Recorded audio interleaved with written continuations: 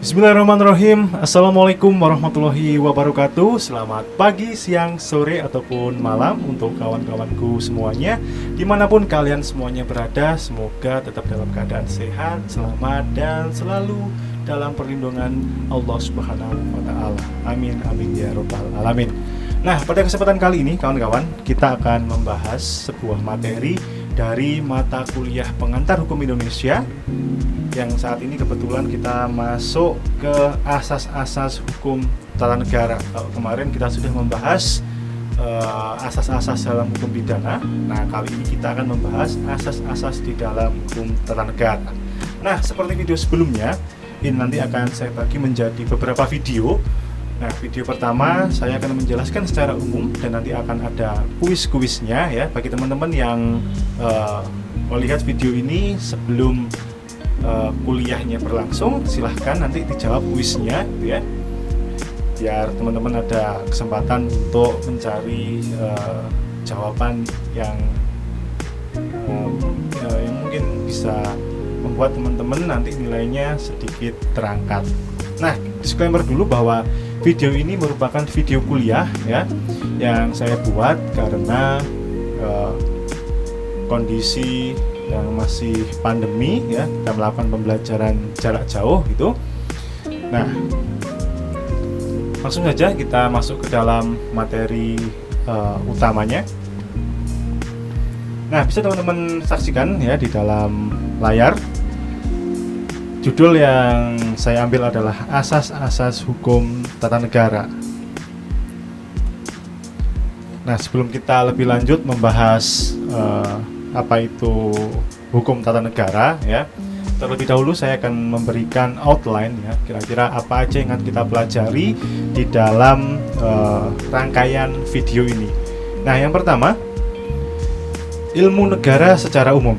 Nah, jadi teman-teman, setelah HTN nanti akan saya memberikan asas-asas hukum administrasi negara. Nah, HAN dan HTN itu ya, keduanya sama-sama mempelajari negara. Nah, sebelum masuk lebih jauh, maka sebelumnya saya harus memberikan pengantar terlebih dahulu, yakni mengenai ilmu negara. Nah, kalau teman-teman itu prodinya hukum keluarga Islam atau hukum ekonomi syariah, itu teman-teman mungkin tidak akan mendapatkan mata kuliah ilmu negara. Namun kalau teman-teman mengambil program studi hukum tata negara, maka teman-teman pasti akan mendapat mata kuliah ilmu negara. Karena mata kuliah ilmu negara merupakan mata kuliah pengantar ya, sebelum teman-teman masuk ke HTN maupun HAN. Nah, jika teman-teman berada di prodi HES ataupun HKI, maka nanti akan saya berikan materi ilmu negara ini dalam kuliah yang pertama gitu ya, sebagai pengantar seperti itu. Kemudian kita masuk kepada pengertian, kemudian ruang lingkup, dan dasar dan sumber hukum HTN. Nah, yang terakhir adalah asas-asas. Masuk ke slide yang ketiga ya. Jadi sekilas saja ya mengenai ilmu negara. Jadi ilmu negara itu adalah ilmu yang mempelajari tentang negara secara umum. Nah, objeknya tentunya adalah negara ya, yang kita pelajari adalah unsur, sifat, tujuan, fungsi, dan asal usul ya. Kemudian cara terbentuknya negara itu bagaimana, cara berakhirnya negara itu seperti apa. Kemudian bentuk negara ya, ada negara kesatuan, ada negara serikat atau federal. Kemudian bentuk pemerintahannya ada republik, kemudian ada monarki. Kemudian sistem pemerintahannya bisa presidensial, bisa parlementer, campuran, dan lain sebagainya. Kemudian corak pemerintahannya negara yang demokratis, tirani, dan lain sebagainya. Dan masih banyak lagi, nanti akan kita bahas di lain kesempatan. Nah, belum apa-apa sudah sampai kuis, tapi oke, nggak bermasalah. Kuis yang pertama, apakah kerajaan dapat dikategorikan sebagai negara? Itu kuis yang pertama. Kemudian kuis yang kedua, jelaskan perbedaan antara bangsa dan negara. Nah, ini pertanyaan yang akan selalu saya tanyakan gitu ya, agar teman-teman bisa membedakan antara bangsa dan negara. Oke, cara mengerjakannya masih sama seperti video asas-asas hukum pidana. Teman-teman silahkan tulis di kolom komentar. Dan jangan lupa nanti ya untuk menuliskan kelas, kemudian nomor absen dan nama lengkapnya. Kita masuk ke slide yang kelima, yaitu terkait dengan pengertian. Nah, di dalam pengertian hukum tata negara ini ya, sebenarnya banyak sekali istilah-istilah yang digunakan, dan nanti tergantung bagaimana penafsiran dari setiap negara atau penafsiran dari setiap ahli untuk memaknai istilah hukum tata negara itu sendiri.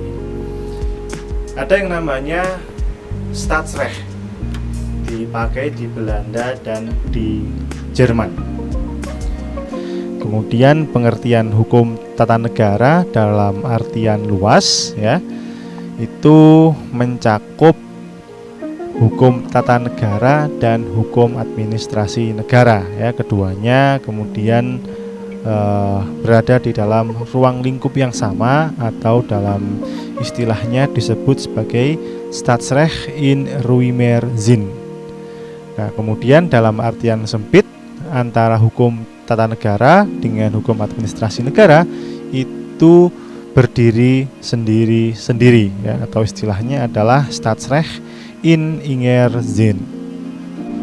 Nah, perbedaannya apa antara HTN dan HAN ya? Kalau secara umum HTN itu mempelajari negara dalam keadaan diam. Nah, jadi mempelajari wewenang, kemudian struktur kelembagaan, hubungan di antara lembaga-lembaga itu ya. Kalau misalkan hukum administrasi negara mempelajari negara dalam keadaan bergerak, jadi bagaimana sebuah lembaga itu kemudian menjalankan ya fungsi atau kewenangannya, atau kewenangan administrasinya nanti seperti apa.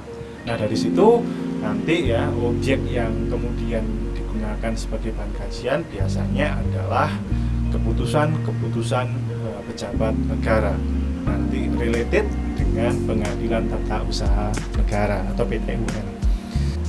Ilmu negara, hukum tata negara, hukum administrasi negara itu adalah cabang dalam ilmu hukum yang saling berkaitan. Nah, mungkin kalau ilmu negara juga berkaitan dengan ilmu politik juga, tetapi kalau sudah masuk ke hukum tata negara atau hukum administrasi negara, maka itu pure ilmu hukum.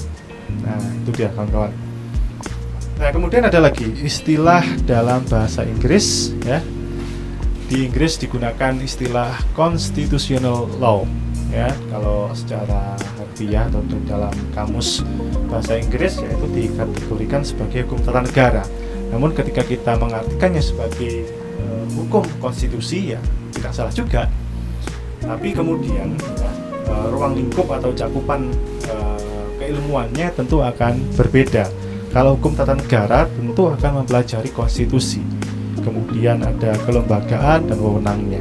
Nah, tetapi kemudian kalau hukum konstitusi dia lebih sempit lagi untuk cakupan keilmuannya. Kalau hukum konstitusi ya hanya terbatas pada konstitusi itu aja, tidak terlepas dari apa yang ada di dalam konstitusi. Nah, kalau kita membahas hukum konstitusi, pasti kita hanya akan membahas Undang-Undang Dasar 1945. Nah, itu terkait dengan peristilahan yang digunakan. Kemudian pengertian ya secara umum aja bahwa hukum tata negara itu adalah hukum yang mengatur organisasi negara. Nah, jadi organ-organ yang ada di dalam sebuah negara itu diatur. Kemudian siapa yang mengatur kemudian, nah itu bisa jadi sumber kewenangannya itu ada di konstitusi. Nah, nanti kita akan bahas lebih lanjut setelah slide ini. Nah, ruang lingkupnya ya, ruang lingkup seperti yang saya jelaskan di awal bahwa ruang lingkupnya tidak terlepas dari organ-organ yang ada di dalam negara itu sendiri. Ya, kalau di dalam negara kita ya. Itu secara umum ada legislatif, eksekutif, dan yudikatif. Nah, kemudian ada lembaga-lembaga lain ya yang nanti akan saya sampaikan di mata kuliah hukum tata negara. Tapi kalau di sini ini cukup pengantarnya saja. Kemudian ada kewenangan, hak, dan kewajiban. Nah, di dalam struktur lembaga negara kita gitu ya, dikenal dengan adanya lembaga tinggi negara ya. Kalau dulu kita masih mengenal lembaga tertinggi negara, yaitu Majelis Permusyawaratan Rakyat. Tetapi kemudian sekarang ya, lembaga tertinggi negara itu ya istilahnya diganti ya, kemudian MPR itu disetarakan menjadi lembaga tinggi negara. Nah, di mana kalau MPR itu kan DPR plus DPD. Kalau jadi satu itu namanya MPR. Nah, sejajar dengan Presiden, kemudian dengan Mahkamah Agung, Mahkamah Konstitusi, ya, karena ini kaitannya dengan pembagian kekuasaan, ya. Jadi kekuasaan itu dibagi. Nah, kalau teman-teman dulu masih ingat, ada yang namanya trias politika. Nah, itu membagi kekuasaan menjadi 3. Nah, ada legislatif, eksekutif, dan yudikatif. Kemudian hubungan antar organ atau antar lembaganya itu seperti apa? Nah, nanti antara DPR atau DPD dengan Presiden seperti apa? Kemudian atau DPR kemudian dengan Mahkamah Konstitusi itu seperti apa? Nah, itu diatur atau dipelajari di dalam hukum tata negara. Nah, tentunya ya kita juga akan mempelajari hubungan antara penguasa ya dan masyarakat. Nah, karena timbulnya atau munculnya penguasa itu tidak terlepas dari peran serta masyarakat. Nah, nanti kita akan membahas lebih lanjut di dalam mata kuliah hukum tata negara. Nah, lanjut kepada sumber hukum tata negara. Ya, penjelasan mengenai sumber hukum ya sudah ada di video saya sebelumnya. Nanti silakan teman-teman cari aja di list video yang telah saya upload di channel saya ini. Teman-teman akan menemukan penjelasan mengenai sumber hukum secara umum. Nah, di slide yang ke-7 ini kita akan membahas sumber hukum tata negara. Ya, tentunya dibagi menjadi 2, sumber hukum material dan sumber hukum formil. Nah, apa itu sumber hukum material, apa itu sumber hukum formil? Silahkan dicari di video saya sebelumnya. Nah, kalau material, ya saya jelaskan aja.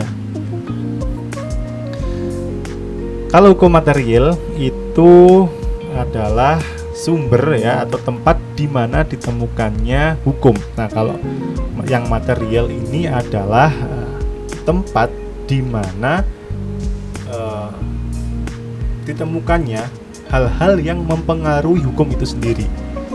Jadi ini adalah hal yang paling mendasar yang ada dan digunakan kemudian untuk dijadikan dasar untuk membuat aturan-aturan yang sifatnya lebih formal.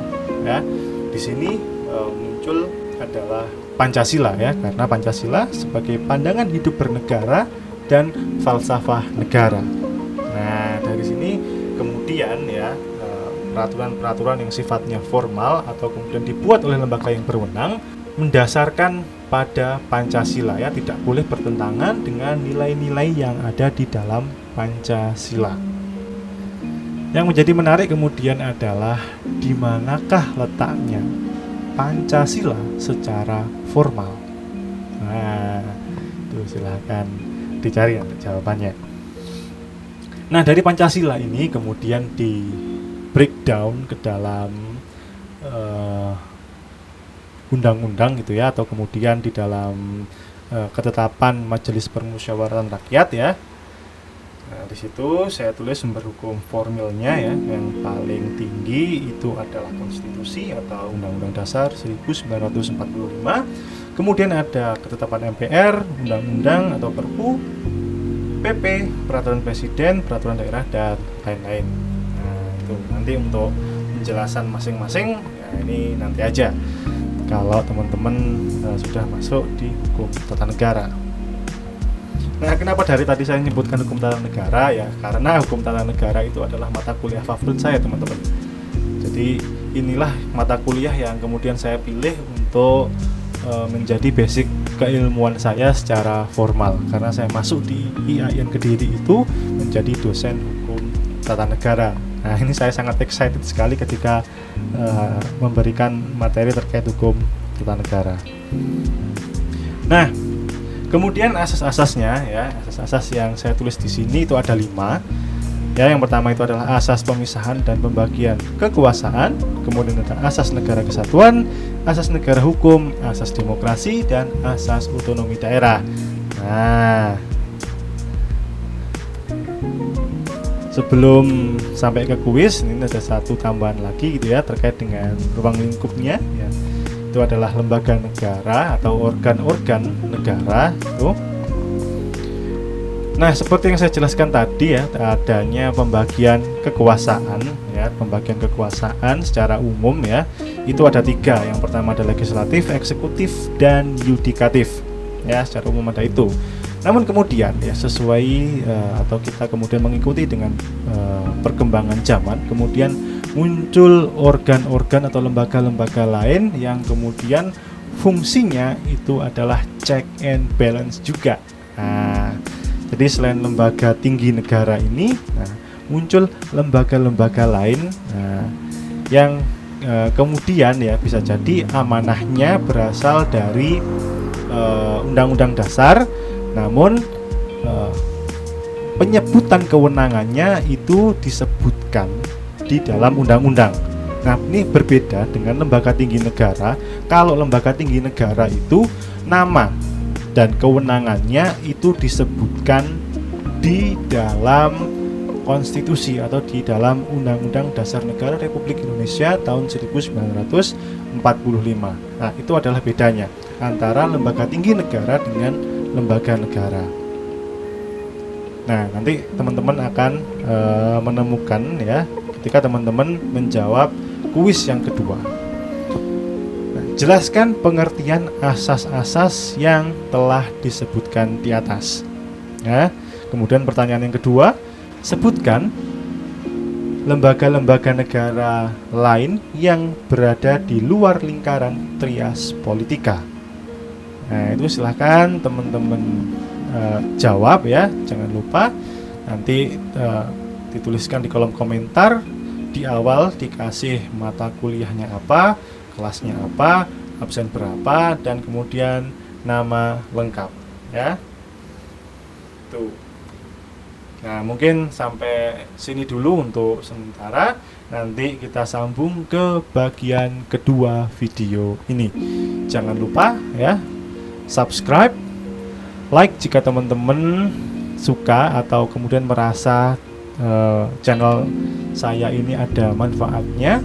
Kemudian bunyikan loncengnya ketika teman-teman memang ingin mendapatkan notifikasi ya ketika saya mengupload video-video kuliah, karena biasanya saya sisipkan beberapa kuis. Nah, itu tujuannya untuk mengangkat nilai-nilai yang ya mungkin ada nilai teman-teman yang kurang seperti itu. Nah, sekian dari saya, terima kasih banyak. Mohon maaf bila ada salah kata. Wassalamualaikum warahmatullahi wabarakatuh.